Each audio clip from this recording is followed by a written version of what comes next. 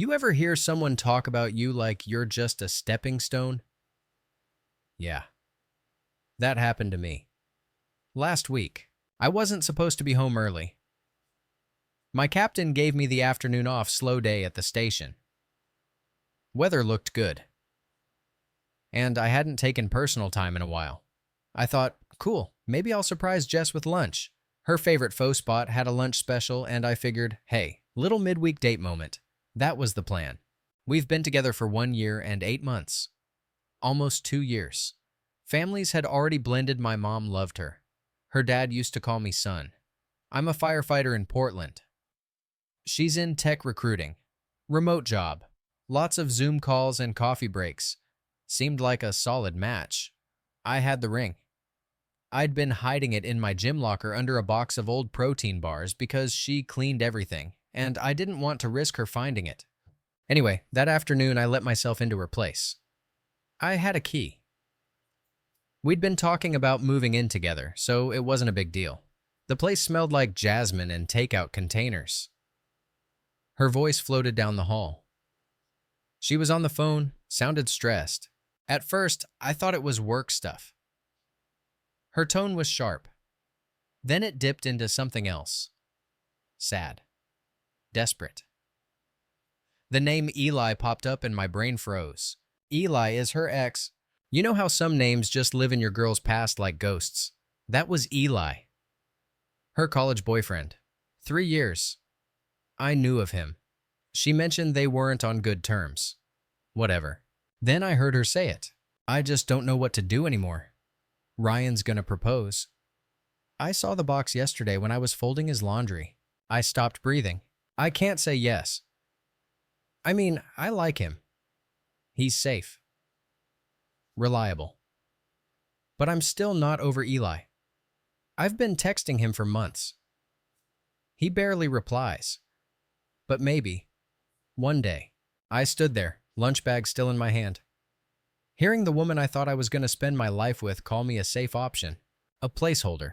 A fucking backup plan. She wasn't even whispering. She was on speaker with her friend Megan. Probably lounging in sweats. Spilling every dark thought like I didn't exist, like I was already invisible. He's sweet. Like, painfully sweet. My parents love him. His family treats me like gold. But I don't feel anything. Not like I did with Eli. She laughed. Through sniffles. But she laughed. Watch him propose soon. I'll say no. Break his heart. It'll suck. But it's not like I can fake this forever. I couldn't move. My stomach dropped. My hands went cold. That faux bag hit the floor like a punchline. I backed out as quiet as I came in. Didn't slam the door. Didn't make a sound. I got in my car and just sat there, parked by her curb, staring at the steering wheel while the world kept spinning. 20 months. All those nights cooking dinner together, her head on my chest while we watched Netflix. All those mornings I'd bring her coffee in bed. All those little notes she used to leave me. All of it suddenly fake. My phone buzzed. Jess, hey babe. Want to come over tonight? I miss you. I wanted to scream. Instead, I drove home, tossed the faux in the trash, and poured myself a whiskey. I don't even drink during the week. But that night, I needed it. I couldn't sleep. Not really. Just stared at the ceiling, playing that phone call over and over like a torture tape. Safe. Reliable. Backup. Screw that. I'd been planning our future. Looking at homes near the river. Ring size. Proposal ideas. All while she was still fantasizing about some dude who couldn't be bothered to text her back more than once every few weeks. The next day, I called in sick. First time in over a year. Told my captain I wasn't feeling well. Not a lie. Emotionally, I felt like roadkill. That night, she came over. All smiles. Hugs. Kiss on the cheek. Brought over my favorite Ben & Jerry's like nothing happened. You seem off, she said, curling up next to me. Just tired. I lied. Long shift. She giggled and nudged me. Well, you can rest now. I missed you today. Yeah, I bet you did. Probably wanted to update your little emotional affair journal between texts to Eli. Then her phone buzzed. She didn't check it, just kept watching TV. But that screen lit up long enough for me to see it was from a contact labeled E. My heart dropped again. Couldn't help it. She got up to use the bathroom, left the phone face up on the table. No password. Rookie move. I stared at it for a good 30 seconds. Then I picked it up. I knew it was wrong. I knew picking up someone's phone like that was a violation. But honestly, screw the rules. She broke the unspoken ones first. When your girlfriend tells her friend you're just the safe backup and she's waiting for another guy to show up, your moral compass kind of short circuits. The second I opened that message thread with E, I knew it was Eli. Full name in the contact photo, Eli C. Montana. She even added a fucking heart. I scrolled. First few messages were months old. A few hey s. A just thinking about you. His responses were cold AF. Stuff like thanks or hope all is well. But she didn't stop. Every week. Every freaking week. Little emotional grenades. I miss you. I wish I could undo everything. Ryan's great. But he's not you. I'd leave him in a heartbeat if you just said the word. I screenshot everything. My hands were literally shaking. Not even out of sadness anymore, just this cold, raw fury building in my chest. She came back from the bathroom just as I was pretending to set my phone down. Work emails. I said. Boring, she laughed, plopping back onto the couch. You stress too much. Oh, I'm about to stress less than ever. Trust me. That night, she fell asleep next to me. Peacefully. Face buried in my chest like nothing was wrong. Meanwhile, I'm lying there next to her thinking, you've been in love with someone else this whole time. And I didn't even see it. And the worst part, she was trying to cheat. And the only reason it didn't happen physically was because Eli wasn't interested.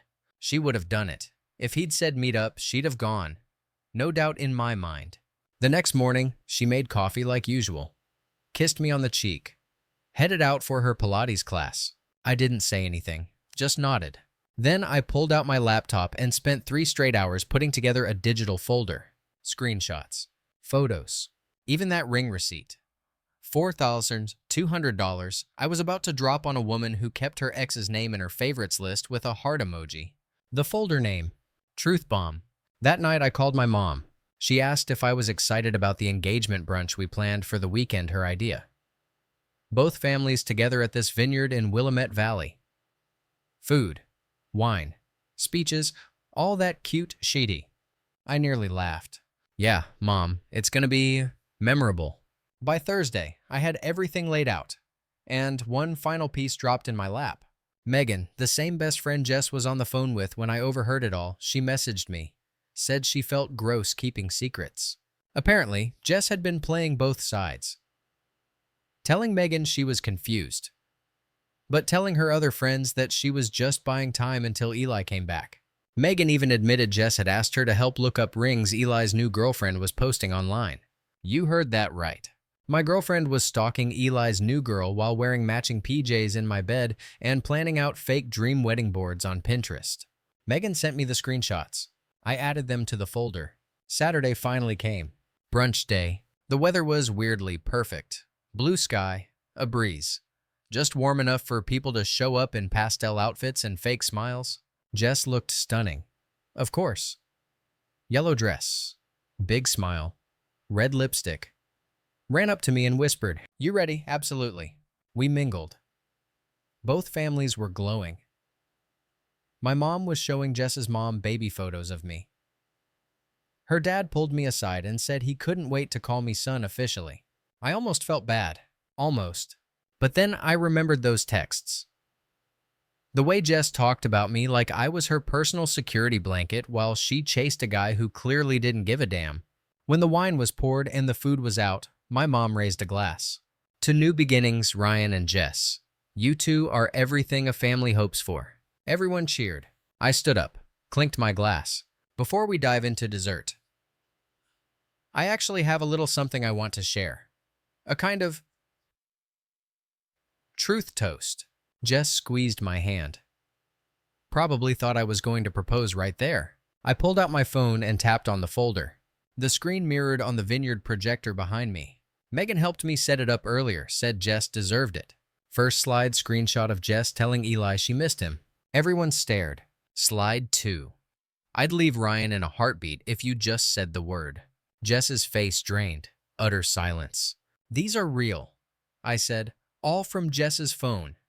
8 months of messages to her ex, begging him to take her back. Her dad looked like someone had smacked him. Her mom was already crying. My sister just muttered, Jesus Christ. Jess stood up. Ryan, what are you doing? Can we talk in private? Nope, I said. We're not doing that. This wasn't just about me. You've lied to everyone here. I flipped to the next slide. A text from Jess to Megan. I'm gonna say yes to the proposal just to keep the house. Once Eli's back, I'll figure it out. Gasps. Literal gasps. You couldn't script this. She knew I was going to propose. Found the ring weeks ago. Been playing house for appearances. Jess finally snapped. You're humiliating me. No, I said. You did that all by yourself. I walked to the center of the patio, pulled the ring box out of my jacket, opened it, then closed it. I was going to give you this, but now I tossed it into the nearest wine bucket. People started standing up. My mom told Jess to leave. Her dad didn't say a word, just shook his head and followed after her as she ran off. I don't remember driving home. I just remember silence. No music, no calls. Just me and my truck. Still tasting the red wine I didn't get to finish and hearing that line over and over in my head. I'm gonna say yes just to keep the house. The most twisted part, she would have done it. She would have married me, let both our families cheer. Thrown a big-ass wedding all while planning her exit the second Eli texted, hey. It wasn't just betrayal. It was strategy. Cold-blooded, manipulative, and somehow still delivered with smiles and forehead kisses. I got home, cracked a beer, and sat on the porch like an old man with war flashbacks. Except instead of war, I had 8 months of being gaslit by someone I bought skincare for and cooked stir-fry with every Thursday. I didn't even feel heartbreak anymore. Just this raw, punch-you-in-the-face clarity. The fallout came fast. Sunday morning, my phone exploded. Missed calls, DMs. A couple of yo, is this real messages from mutual friends. Jess's cousin posted a vague Facebook status. When your favorite couple turns out to be a total dumpster fire. Classy. Jess called 7 times. Left voicemails that started with I'm so sorry and ended with you're an asshole for airing it out publicly. Cute pivot. I didn't answer. Her sister Megan messaged me. She's telling people you edited the screenshots. I sent her a Dropbox link. Full folder.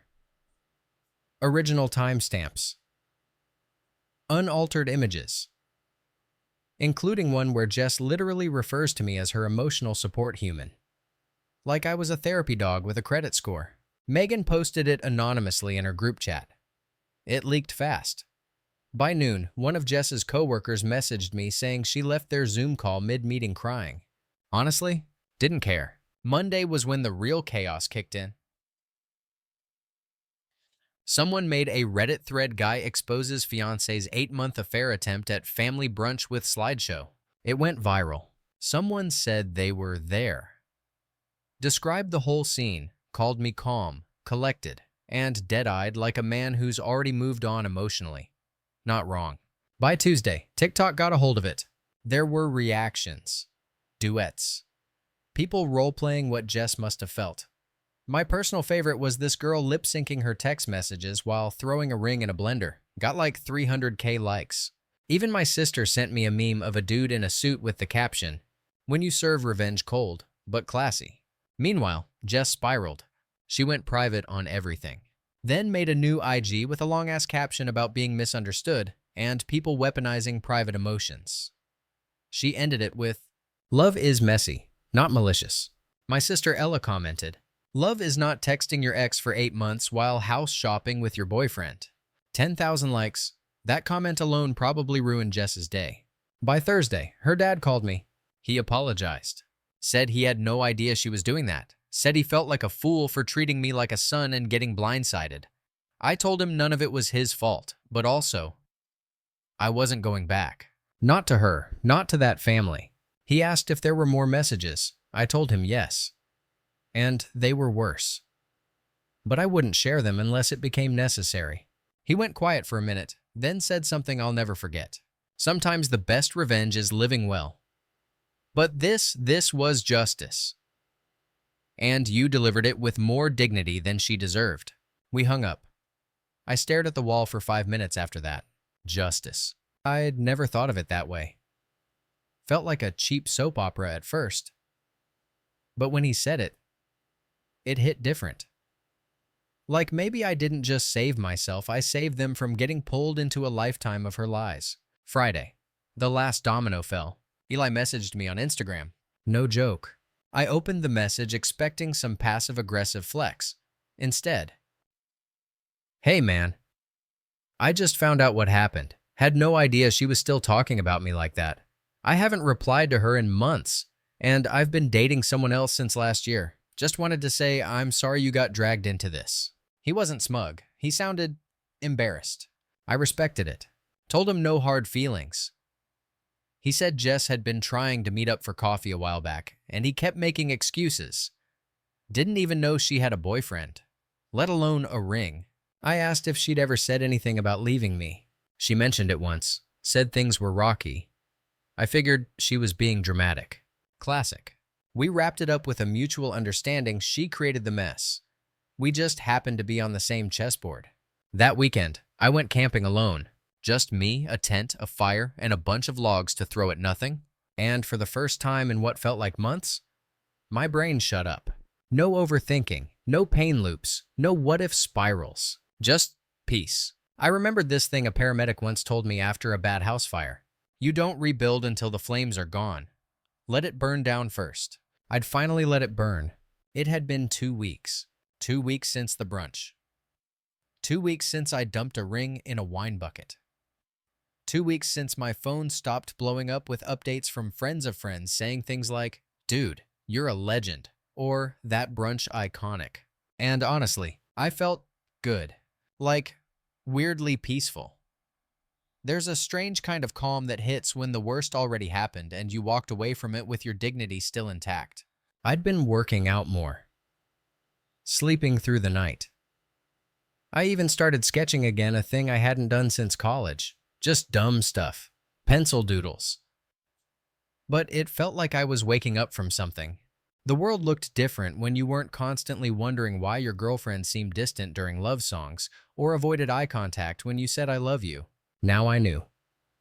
And I was done. Or so I thought. That Wednesday night, I was half asleep on the couch, Netflix running in the background, when the door knock came. At first, I ignored it. Probably someone selling solar panels or checking if I'd heard the good word. Then came the second knock, louder, then banging. Not just impatient knocking, frantic, like something was wrong. I checked the peephole. It was Jess. Hair a mess. Makeup smudged. Still in scrubs from the hospital. Which meant she came straight from work. Her face was red, eyes puffy, mascara halfway down her cheeks. She looked like hell. I didn't move, just watched. "Ryan, please, I know you're in there. I saw your truck." She kept knocking, kept crying. "Please, just let me talk. Just 5 minutes. You don't even have to say anything. Just let me explain." I didn't move. She knocked harder. "I'll do whatever it takes. I'll delete Eli's number. I'll change my phone number.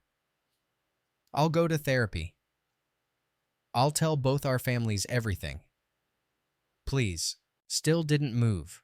You ever watch someone unravel in real time? It's not like the movies. There's no dramatic violin swell. It's just sad and uncomfortable. Like watching a balloon deflate in slow motion. I made a mistake. Okay, I panicked. I got scared. But I love you, Ryan. Not Eli. You. He was just a ghost. You're real. You've always been real. I stood there, behind the door, heart weirdly still. Not mad, not even sad. Just done. She kept going. "I've been going crazy not talking to you. My mom won't even look at me.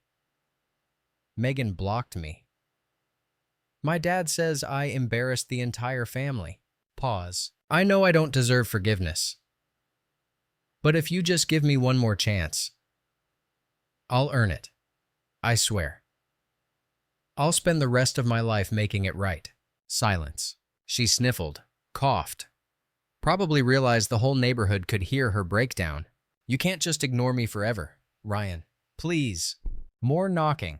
Then quiet. Then footsteps retreating. I waited a few minutes. Cracked the door once the porch light picked her car up, reversing down the street. She left a note, shoved under the doormat. I didn't want to read it, but I did. Because I'm human, Ryan. I know you hate me right now. I know I broke something that might never be fixable. But what we had was real. I was stupid and scared and selfish. But my love for you isn't fake. You grounded me. You gave me a sense of safety no one else ever has. And I threw that away chasing a ghost who never even wanted me back. I see that now. I see everything. And it hurts.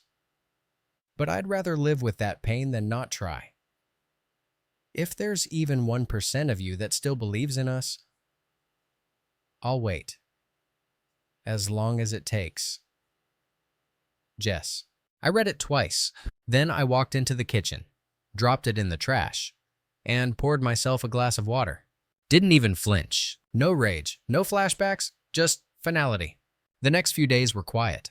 Jess didn't show up again, thank God, but she tried. New numbers, emails, a Venmo payment with the caption, "I miss you." Classy. Then came the friends. Ashley messaged me, trying to play peacekeeper. She's really broken up about it. Like, I've never seen her like this. Are you sure you don't want to talk it out? I asked her one question. Would you stay with someone who lied to you for almost half your relationship, used you as emotional leverage, and tried to pin you as her second choice while texting her ex weekly? Ashley didn't answer. Just left me on red. Good. Then came the cherry on top. My buddy Chris sent me a screenshot. Apparently Jess had posted a story on her close friend's IG. A selfie with mascara still streaked and the caption, "Learning who's real and who was just pretending." I didn't even react. But Ella did. She DM'd her and said, "No one pretended anything. You lied. You got caught. Own it." Jess deleted the story within an hour. I guess calling yourself the victim only works when no one has receipts. By the end of week 3, I felt untouchable. Not like some alpha male douchebag, just weightless. No more analyzing text tone. No more wondering if a weird mood was work stress or Eli stress. No more apologizing for not being enough. Because it wasn't about me. It was never about me. It was about her trying to fill a hole in herself with nostalgia and fantasy. And when reality knocked, she panicked. Well, reality kicked the door in now. And I was on the other side, finally free. By week 4, it all finally slowed down. No more midnight knocks. No new numbers. No cryptic social posts. Jess had either given up or finally realized I wasn't going to open that damn door. Not now. Not ever. That's when the weird part started. Not the pain, not the grief. The nothing. Like real peace. Not a single day passed where I thought about her first thing in the morning anymore. Her name didn't show up in dreams. I didn't check my phone expecting drama. My calendar wasn't filled with fake couple plans anymore. Instead, it was quiet. Kind of like that feeling when you finally clear out the garage. A little empty, but in a way that feels right. Like space waiting for something better. My buddy Jake dragged me to a pickup basketball game that weekend. I hadn't touched a ball in years.